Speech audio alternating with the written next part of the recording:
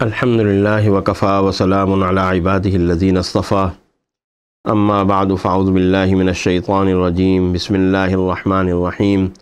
الحج اشہر معلومات فمن فرض فیہن الحج فلا رفث ولا فسوق ولا جدال فی الحج وما تفعلوا من خیر یعلمہ اللہ وتزودوا فإن خیر الزاد التقوی واتقون یا اولی الالباب صدق اللہ العظیم۔ محترم عازمین حج، اللہ تعالیٰ کی طرف سے سعادت کے وہ لمحات اب بہت قریب آ گئے ہیں اور اب ہمیں منا کی روانگی کے لمحے سے گزرنا ہے اور منا روانگی ہمیں اختیار کرنی ہے۔ یہ وہ لمحہ ہے کہ جس لمحے سے آپ کی اصل حج کی عبادت کا آغاز ہو جائے گا۔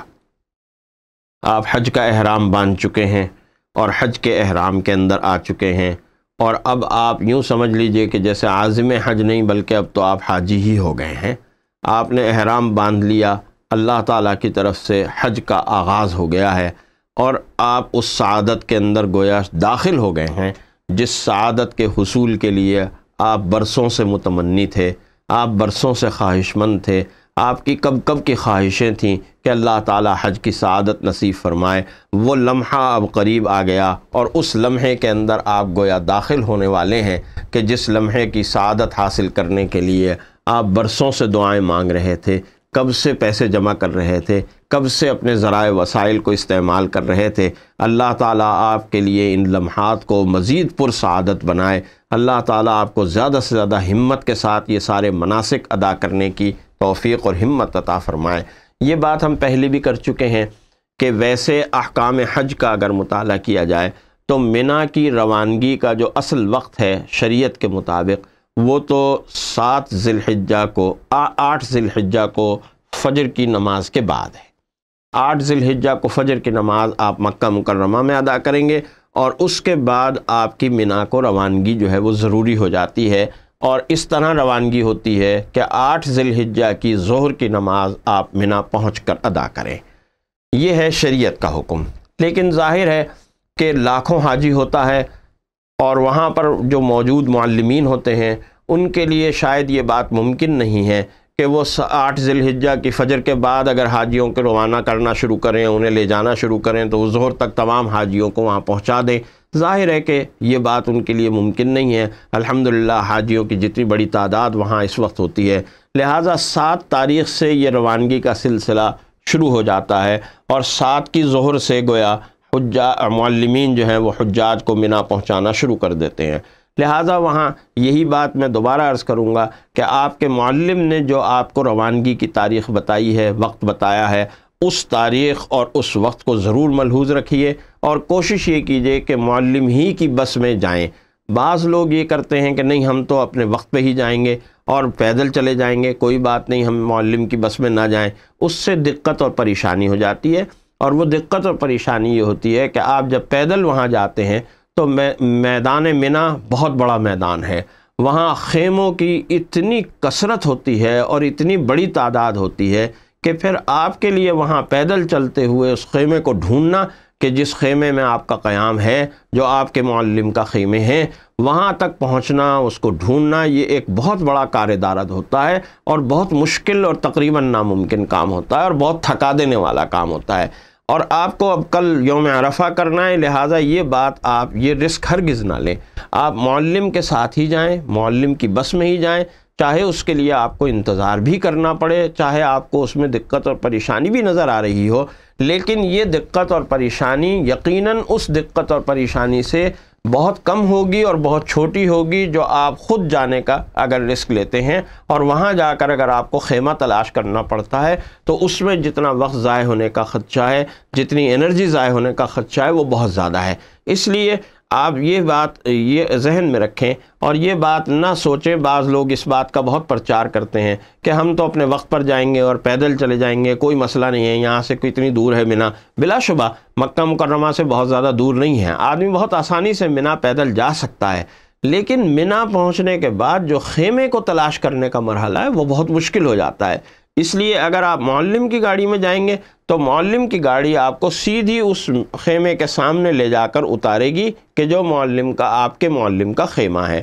آپ کو تلاش کرنے کی دقت اور پریشانی سے آپ بچ جائیں گے۔ اور منا میں اگر آدمی کھو جائے، منا میں کیونکہ ایک سی سڑکیں ہیں، ایک سے پل ہیں، ایک سے خیمے پوری سڑکوں کے اوپر لگے ہوئے ہیں، کوئی نشانی اس طرح کی آپ کے لیے بڑی ناممکن سی ہو جاتی ہے کہ آپ کوئی ایسی نشانی بنا لیں کہ جس نشانی کو آپ جو ہے یاد کر کے اور وہاں پہنچ جائیں۔ یہ بڑا مشکل کام ہے۔ اس لیے بہتر یہ ہے کہ آپ معلم کی بس میں، معلم کے انتظام کے تحت جائیں، اور معلم آپ کو جو وقت بتائے منا کی روانگی کا، اس وقت کی پابندی کریں، اس وقت کے مطابق آپ معلم کے دفتر میں پہنچیں، یا اگر معلم یہ کہتا ہے کہ آپ کی قیام گاہ پر بس آئے گی تو آپ اپنی قیام گاہ پر رہیں، اور اگر کسی نماز کا وقت ہوتا ہے تو وہ نماز بھی پھر آپ قیام گاہ ہی پر ادا کریں۔ یہ بات ذہن میں رکھیں کہ آپ مکہ مکرمہ میں رہ رہے ہیں تو آپ جو بھی نماز ادا کر رہے ہیں اپنی قیام گاہ پر بھی ادا کر رہے ہیں تو ایسے ہی ہے جیسے آپ حرم میں نماز ادا کر رہے ہیں۔ اس لیے اس فکر میں بھی نہ پڑیں۔ بعض لوگ یہ ہوتا ہے کہ جی ابھی بس نہیں آئی، چلو ہم حرم چلے جاتے ہیں، نماز پڑھ جاتے ہیں،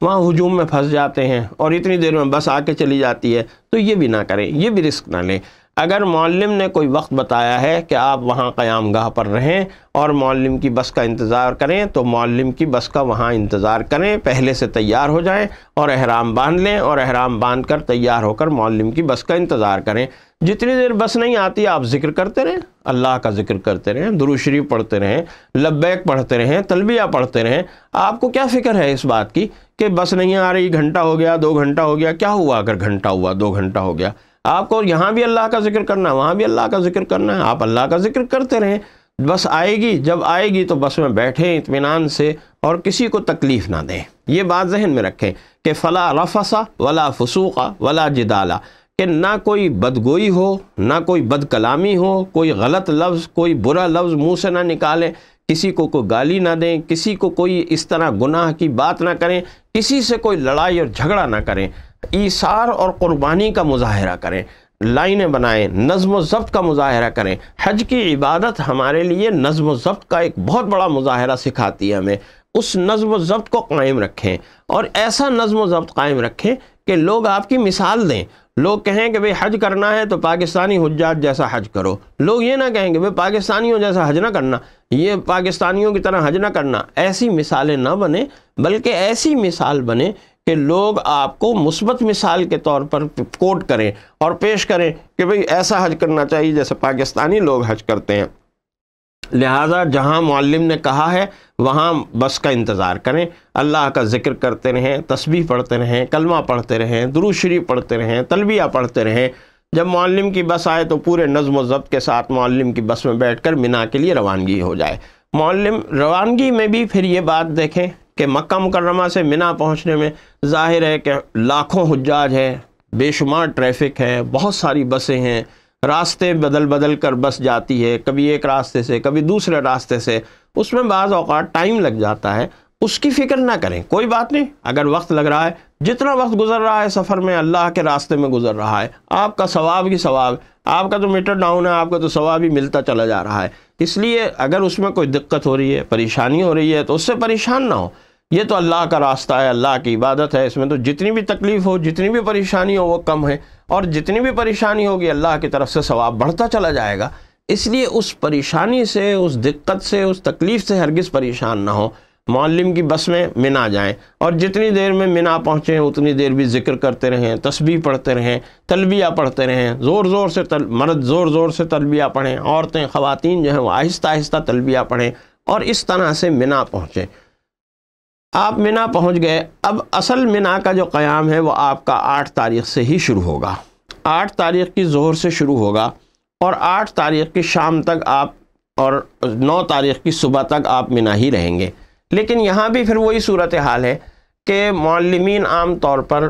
8 تاریخ کی رات، 8 اور 9 کی جو درمیانی رات ہے، اس درمیانی رات سے عرفات کا سفر شروع کر دیتے ہیں۔ اگر آپ کا معلم آپ کو یہ ہدایت کرتا ہے کہ یہاں سے 8 تاریخ کی عشاء کی نماز کے پڑھنے کے بعد یا رات کو 12 بجے کے بعد ہم یہاں سے عرفات کے لیے روانہ ہوں گے، تو معلم کی اس ہدایت پر عمل کیجئے، اور معلم کی اس ہدایت کے مطابق آپ رات ہی میں اگر عرفات چلے جاتے ہیں تو اس میں بھی کوئی حرج کی بات نہیں ہے۔ منا میں 9 تاریخ کی صبح فجر تک رہنا مسنون ہے، اگر کوئی رہ سکتا ہے تو رہ لے، اور اگر نہیں رہ سکتا اور معلم کا نظم یہ ہے کہ وہ آپ کو فجر سے پہلے ہی عرفات لے جاتا ہے تو آپ اس سلسلے میں اس سے جھگڑا نہ کیجیے، آپ کے حج کے اوپر کوئی فرق نہیں پڑے گا۔ یہاں پھر میں وہی بات کروں گا کہ جو میں نے منا آنے کے متعلق عرض کی تھی کہ اس بات کا رسک نہ لیں کہ نہیں ہم تو فجر پڑھ کے ہی جائیں گے اور کوئی بات نہیں، معلم کی بس نہیں ملے گی تو پیدل چلے جائیں گے۔ یہ رسک اس لیے نہ لیں کہ عرفات میں پھر آپ کو وہی مسئلہ ہوگا کہ میدان عرفات بہت بڑا میدان ہے، وہاں آپ کے معلم کے خیمے کہاں واقع ہیں آپ کو نہیں معلوم، آپ کس طرح ڈھونڈیں گے، کس طرح پہنچیں گے؟ وہ آپ کے لیے ایک وقت کو ضائع کرنا اور وہی بات انرجی کو ضائع کرنے والی بات ہوگی۔ اس لیے اگر آپ کا معلم آپ کو یہ کہتا ہے کہ بھئی منا سے 8 اور 9 کی درمیانی رات میں ہی میں لے جاؤں گا تو آپ درمیان رات کے ہی چلے جائیں، منا عرفات پہنچ کر آپ آرام کریں،